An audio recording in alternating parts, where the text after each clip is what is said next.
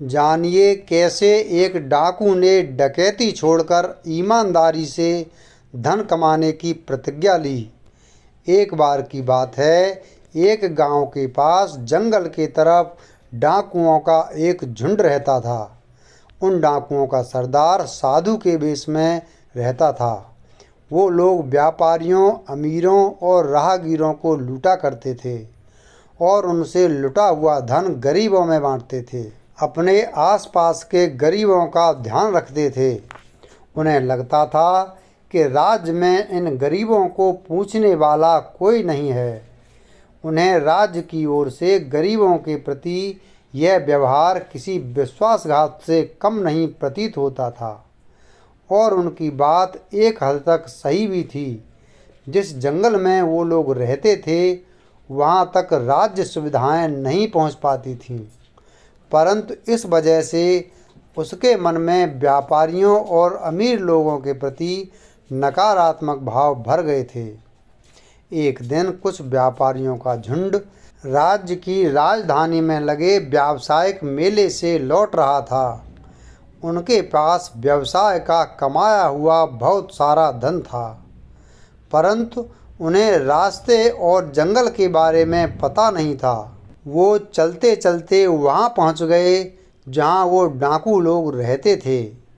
सारे डाकुओं ने धीरे धीरे उन्हें चारों तरफ से घेर लिया और देखते ही देखते सारे व्यापारी डाकुओं के घेरे के अंदर आ गए और फिर वो डाकू उन सभी व्यापारियों को डराने धमकाने लगे। तभी उन डाकुओं की नज़रों से बचाकर एक व्यापारी अपने धन का थैला लेकर धीरे धीरे भागा और भागकर वो पास के एक तंबू में घुस गया और ज़ोर ज़ोर से सांसें ले रहा था। भागते भागते थक गया था और डरा हुआ भी था। तभी उसने देखा कि उस तंबू के अंदर एक साधु माला जप रहा है। उसके हाँफने की आवाज़ सुनकर साधु जप से उठा और उस व्यापारी से गुस्से में पूछा कि उसने उसके जप में विघ्न क्यों डाला और आखिर उसने उसके तंबू में आने की हिम्मत कैसे की। इससे पहले कि साधु कुछ और बोल पाता, व्यापारी ने धन से भरा वह थैला उस साधु को संभालने के लिए दे दिया और कहा, पूरे साल की मेहनत के बाद राजधानी के मेले में जो धन प्राप्त हुआ है वो आपको दे रहा हूँ। यह मेरे परिवार की रोटी के लिए है। हमें डाकुओं ने घेर लिया है। यदि हम मारे गए तो मेरे परिवार तक ये धन पहुँचा दीजिएगा, अन्यथा वो लोग भूख से मर जाएंगे। हम सुंदर नगर के निधिवन सरोवर के पास रहने वाले व्यापारी हैं। अब मैं जाता हूँ। यदि डाकुओं ने मुझे आपके पास देखा तो आपको भी मार देंगे। यह कहकर भागने लगा। साधु के मानो होठ सिल गए हों। वह कुछ कह न सका। जब व्यापारी के जाने का एहसास हुआ तब वह यही कह पाया कि तुम निश्चिंत हो जाओ, मैं तुम्हारे धन की रक्षा करूँगा। व्यापारी के इस विश्वास ने डाकुओं के सरदार को अंदर तक झकझोर दिया।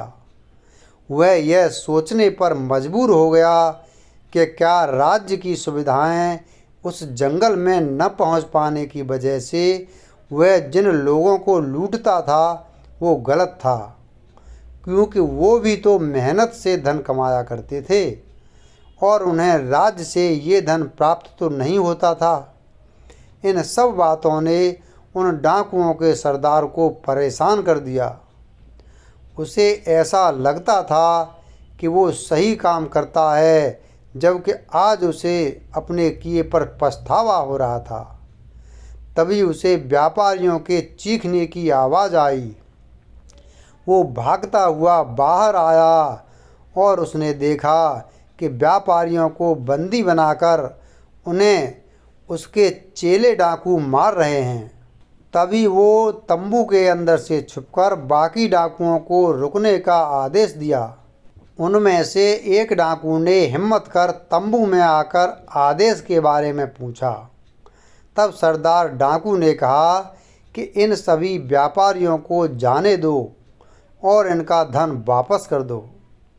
डाकू इस बात पर सहमत नहीं थे।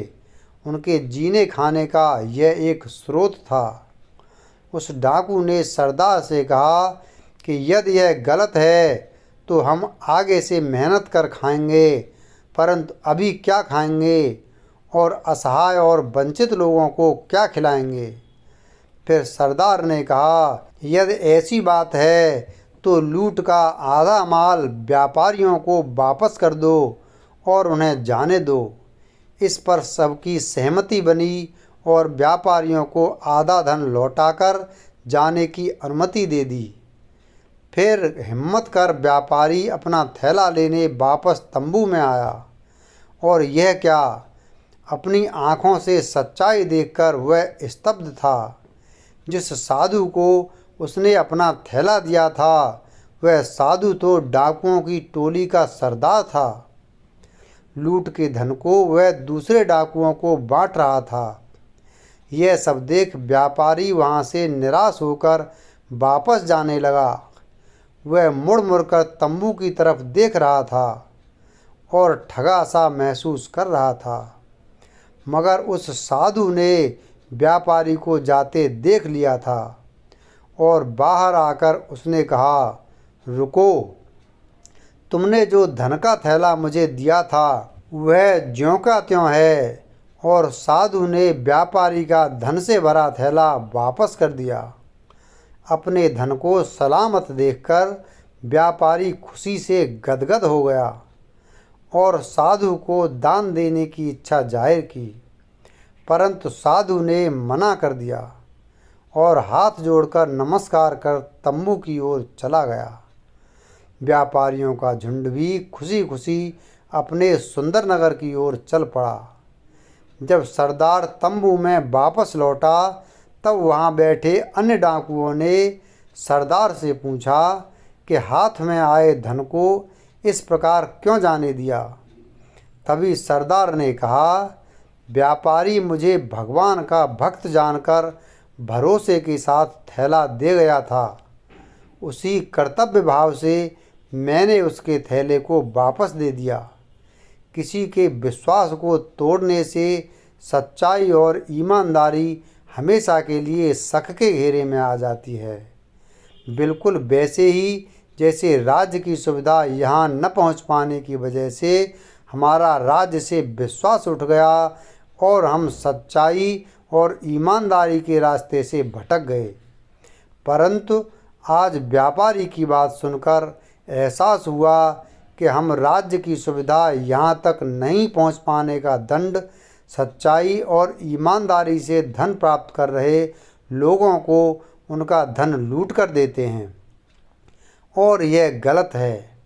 आज से हम सब मिलकर मेहनत करेंगे और अपने साथ साथ सभी वंचित लोगों की सहायता भी करेंगे। सब सरदार की बात से सहमत हुए और डकैती छोड़कर ईमानदारी से धन कमाने की प्रतिज्ञा ली। वीडियो अगर पसंद आया हो तो वीडियो को लाइक करें, चैनल को सब्सक्राइब करें और बेल आइकन प्रेस करें। धन्यवाद।